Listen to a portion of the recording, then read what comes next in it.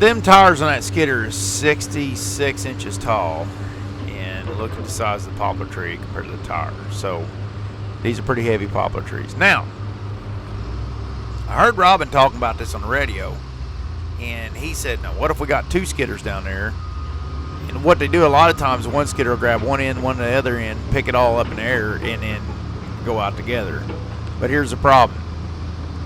The concern was if they get two skidders down over the hill and get stuck down there wasn't a third skidder on the job site yet. And Big Daddy is on this end of the country, but he was checking with the landowner this morning. They was doing some things together, getting organized on some other things. So we didn't know when he would show up.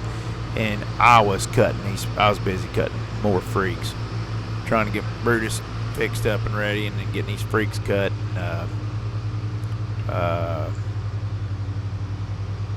That's basically it on me. Now Roger, he backs down. I don't know what you're thinking, Roger. You backed over his little thing. He had other stuff going on in his head, but you can see where he gets stuck here in 5, 4, 3, 2, 1.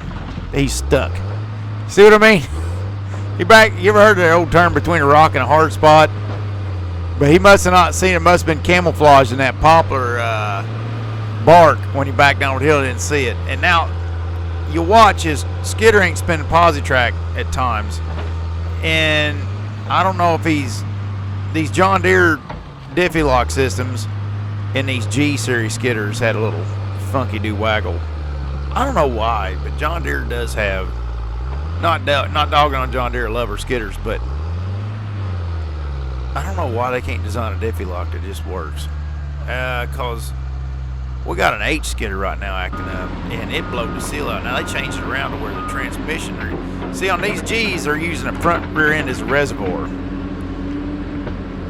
and they got it to where it goes through it sucks out the front rear end as a reservoir, goes through the pump first, and then gets filtered as it goes to the aluminum valve block that you got a shuttle valve and stuff like that in there to shift it to make the Diffie lock kick in. So they're pulling the oil out of the rear end, using the rear end for a sump, which you know daggone good and well rear ends make metal shavings.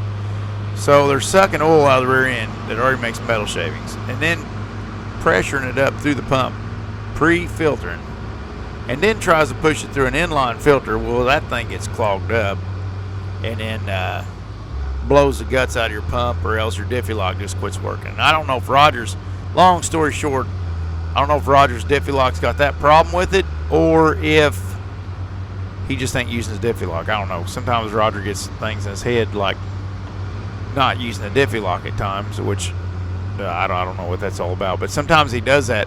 So it don't necessarily mean there's mechanical failure, but it could be mechanical failure on Roger's skidder. But long story short, this thing is very heavy. Look how big Roger's skidder is. Now, but there's a chance, and that's what Robin was going on, if he brought his skidder down here and grabbed on the other end of it, and he went backing up the hill while Roger drove up forward, there's a chance they could get up and out of there a little better. But there's also a chance they both be stuck down on this hillside, and instead of slowing somebody else down to pull them out, they just don't want to chance it. But this finally gets to be more than these two skidders can handle. So in that mud, there's mud. It's deep mud. It's muddy. Daggone. Aggravating hill and aggravating mud. So finally Big Daddy comes, and you watch how this dozer reacts to this deep mud.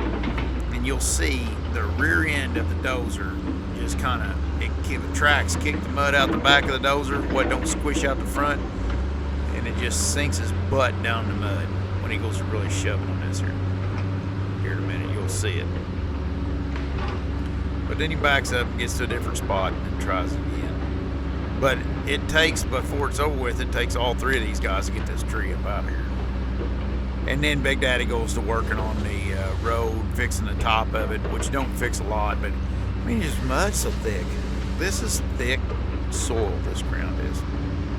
Just thick soil. Look at that, how thick that is.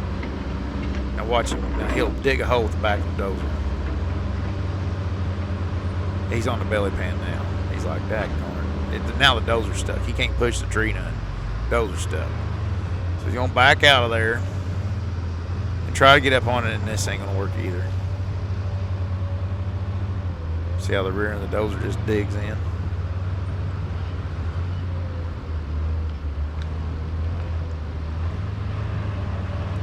Which them hydrostat dozers, man, they are quick and nimble. Always figured a D6K Cat would be a real cool dozer too. But we get along great. These are 700Hs, both of our dozers are. Big Daddy just loves them. We get along great with them. Very good dozers. Just deep back on it. It's deep.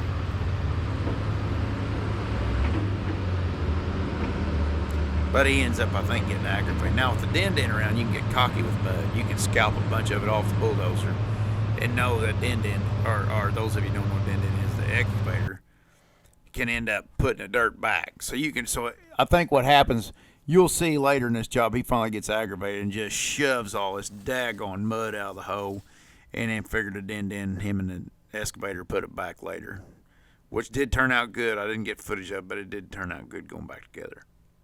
Hope y'all like this. Leave me likes and comments. You don't care, and give me holler at me at longerway.com if you want any shirts and gear and all that stuff. And don't forget to smile.